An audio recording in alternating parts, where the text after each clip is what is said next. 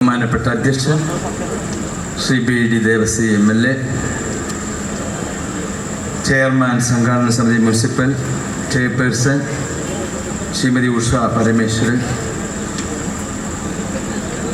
വേദിയിലിരിക്കുന്ന മറ്റ് ബഹുമാന്യ വ്യക്തികൾ, ഞാൻ എല്ലാവരുടെയും പേരെടുത്ത് പറയുന്നില്ല.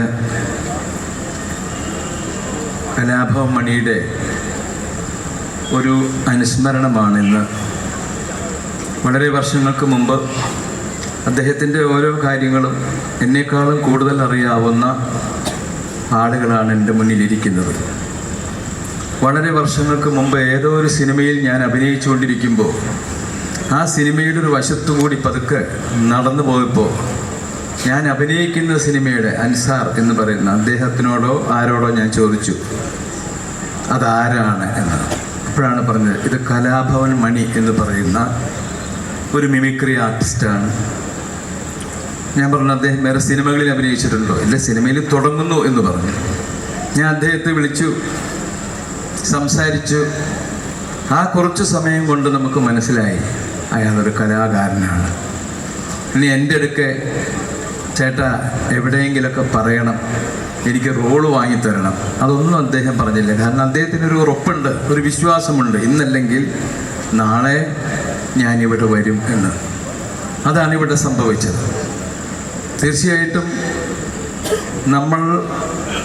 നിങ്ങളായാലും നമ്മളായൊക്കെ പത്രമെടുത്ത് നോക്കുമ്പോൾ അല്ലെങ്കിൽ ഒരു വാർത്ത ഒരു ഫോണിൽ കൂടെ കേൾക്കുമ്പോൾ ഇന്ന ആൾ മരിച്ചു എന്ന് കഴിഞ്ഞാൽ ചിലപ്പോൾ ഇപ്പം ഞാൻ MP ആയതുകൊണ്ടും ഞാൻ അങ്ങനെയുള്ള ചില മീറ്റിങ്ങുകൾക്ക് പോവാറുണ്ട്.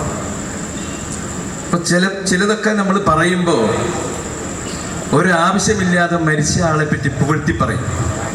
അദ്ദേഹം അങ്ങനെയായിരുന്നു, അയാൾ വളരെ എല്ലാവരോടും നല്ല പെരുമാറ്റമായിരുന്നു, സാധുക്കളായിട്ടുള്ള ആളുകളെ സഹായിച്ചിരുന്നു. അങ്ങനെയൊക്കെ പറയുമ്പോഴും മനസ്സിൻ്റെ ഉള്ളിൽ നമുക്കറിയാം അതല്ലായിരുന്നു എന്ന്. എന്നാലും അത് പറയേണ്ടി വരാറുണ്ട്.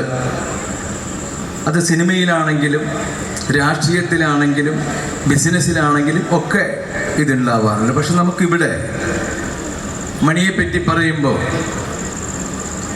അങ്ങനെ ഒരു സംഭവമില്ല എന്നുള്ളതാണ്. അദ്ദേഹത്തിൻ്റെ മനസ്സ് വളരെ തുറന്ന മനസ്സായിരുന്നു. എല്ലാവരോടും അദ്ദേഹം വളരെ ബഹുമാനത്തോടു കൂടിയാണ് അദ്ദേഹം പെരുമാറിയിരുന്നത്. സാധുക്കളെ സഹായിക്കുന്ന കാര്യത്തിൽ വളരെയധികം മുൻപന്തിയിലാണ്. ഞാൻ തന്നെ ഈ മണിയോട് പറഞ്ഞിട്ടുണ്ട് ഒരിക്കൽ, അങ്ങനെ കാശ് എടുത്ത് കൊടുത്താൽ അത് തിരിച്ചു വരില്ല എന്ന് ഞാനൊരിക്കൽ പറയേണ്ടി വന്നു. കാരണം എൻ്റെ മുന്നിൽ വെച്ചാണ് ചെയ്തത്. അദ്ദേഹത്തിൻ്റെ കാര്യങ്ങൾ ഈ പണം വാങ്ങാൻ വരുന്ന ആളുടെ കാര്യങ്ങൾ അന്വേഷിച്ചിട്ടൊന്നുമല്ലാതെ. അപ്പം എന്തായാലും പിന്നെ സ്വന്തം നാടിനോടുള്ള താല്പര്യം 1000 പ്രാവശ്യമെങ്കിലും ചാലക്കുടി എന്ന് പറയും. അദ്ദേഹം ചെയ്ത ജോലികൾ, മീൻ പിടിച്ചതും ചൂണ്ടയിട്ടതും ഓട്ടോറിക്ഷ ഓടിച്ചതും അച്ഛൻ്റെയും അമ്മയുടെയും ബുദ്ധിമുട്ടുകൾ, ഇതൊക്കെ പറയാൻ അദ്ദേഹത്തിന് യാതൊരു വിഷമവും ഉണ്ടായിരുന്നില്ല. അതൊക്കെ പറഞ്ഞിരുന്നു. നമ്മളിൽ നിന്നും പെട്ടെന്ന് ഇപ്പം തന്നെ നമ്മുടെ MLA പറഞ്ഞതുപോലെ ഇവിടെ നിന്നും അദ്ദേഹം പോയിട്ടും നമുക്ക് തോന്നുന്നു അദ്ദേഹം ഇവിടെ ഉണ്ട് എന്ന്. ഈ ചിരിച്ച മുഖം നമ്മുടെ മനസ്സിൽ തന്നെ ഇപ്പോഴും പ്രതിഷ്ഠിച്ചിരിക്കുകയാണ്. ഒരുപാട് കഥാപാത്രങ്ങൾ മലയാളത്തിൽ മാത്രമല്ല തമിഴിലും തെലുങ്കിലുമൊക്കെ അദ്ദേഹം ഒരുപാട് കഥാപാത്രങ്ങൾ ചെയ്തിട്ടുള്ള ഒരാളാണ്. ഒരു കാര്യമായ ഇനി അദ്ദേഹത്തിൻ്റെ കാര്യങ്ങൾ പറയുക, നിങ്ങളെ ബോറടിപ്പിക്കുക, അതിൻ്റെ ആവശ്യമില്ല എന്നാണ് എനിക്ക് തോന്നുന്നത്. എന്തായാലും മണിയുടെ ഈ അനുസ്മരണത്തിൻ്റെ കലാഭമണിയുടെ വെൽഫെയർ ഫണ്ട് ഉദ്ഘാടനം, അതാണ് എന്നെ ഏൽപ്പിച്ചിരിക്കുന്ന ചുമതല.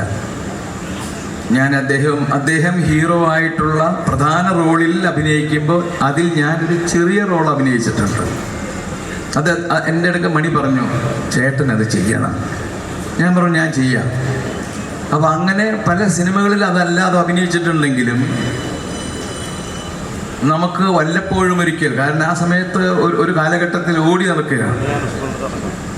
എന്തായാലും നമ്മളെ വിട്ടുപിരിഞ്ഞു പോയ മണി എന്നും ഈ ചാലക്കുടിയിൽ ഇവിടെയുള്ള ഓരോരുത്തരുടെയും മനസ്സിൽ, നാടൻ പാട്ടുകളെ പറ്റി ഞാൻ വിശേഷിപ്പിക്കുന്നില്ല, അങ്ങനെ ഒരുപാട് കാര്യങ്ങൾ അദ്ദേഹത്തെപ്പറ്റി ഞാനല്ലാതെ തന്നെ ഇനിയും ഒരുപാട് പേര് ഇവിടെയുണ്ട്. അവർക്കൊക്കെ അത് പറയാനുണ്ട്. ഞാൻ ഈ വെൽഫെയർ ഫണ്ടിൻ്റെ ഉദ്ഘാടനം നിങ്ങളുടെ എല്ലാവരുടെയും അനുവാദത്തോടു കൂടി നിർവഹിച്ചു എന്ന് പറഞ്ഞുകൊണ്ട് എൻ്റെ വാക്കുകൾ അവസാനിപ്പിക്കുന്നു. നമസ്കാരം.